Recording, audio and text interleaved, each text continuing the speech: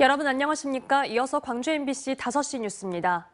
광주와 대구를 잇는 동서횡단철도인 달빛철도 건설을 위한 특별법이 조금 전 국회 본회의를 통과했습니다. 이는 광주시와 대구시가 공동 협력 사업으로 추진한 지 11년 만의 성과로 특별법은 철도 조기 건설을 위한 국가의 행정, 재정적 지원, 예비 타당성 조사 면제 등의 내용을 담았습니다. 한때 낮은 경제성과 다른 지역과의 형평성을 들어 기획재정부가 사업을 반대하면서 이번 국회 무산 전망까지 나왔던 광주 대구 달빛철도 특별법이 공식 제정됨에 따라 양시는 영호남의 실질적인 경제 협력, 발전 방안을 논의하기로 했습니다. 일본 전범기업 후지코시 공장에 강제 동원됐던 근로정신대 피해자들이 회사 측을 상대로 낸 소송에서 최종 승소했습니다. 대법원 일부 노태학 대법관은 김정주 할머니 등 근로정신대 피해자 23명과 유가족들이 후지코시를 상대로 낸 손해배상 소송 3건의 상고심 선고 기일을 열고 원고 일부 승소로 판결한 원심을 확정했습니다. 후지코시는 피해자들에게 1인당 8천만 원에서 1억 원씩 총 21억 원과 지연 손해금을 지급해야 합니다. 원고 23명 가운데 광주 전남 지역에서는 김정주 할머니 등 7명이 소송에 참여했고 이들은 태평양 전쟁 당시 후지코시가 운영한 도야마 공장에 동원돼 강제 노동한 피해자들과 유족들입니다.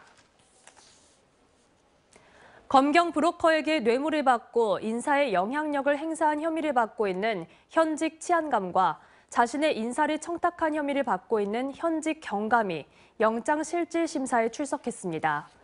김모 치안감은 오늘 광주지법에서 열린 영장실질심사에 출석하면서 혐의를 인정하느냐는 기자들의 질문에 자신의 혐의는 사실과 다른 부분이 있다며 법원에서 성실히 답변하겠다고 밝혔습니다.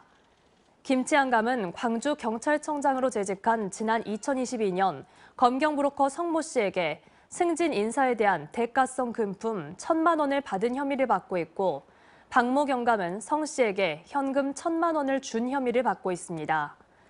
이들은 현재 직위 해제된 상태이며 구속 여부는 오후 늦게쯤 나올 예정입니다. 광주의 한 주택에서 불이 나 2명이 숨졌습니다. 어제 오후 8시 30분쯤 광주 서구 쌍촌동의 2층짜리 주택에서 불이 나 81살 박모 씨가 숨졌고 80살 김모 씨가 병원으로 이송됐지만 10시간 만에 숨졌습니다. 경찰과 소방당국은 1층 방 안에서 불길이 시작된 것으로 보고 합동 감식을 벌이고 있습니다.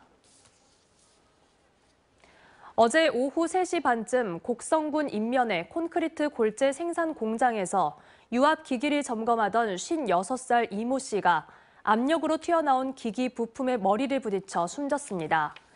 경찰은 공장 관계자 등을 상대로 사고 경위와 안전 규정을 지켰는지 등을 조사하고 있습니다. 제44대 광주 전남 기자협회가 출범식을 갖고 본격적인 활동을 시작했습니다.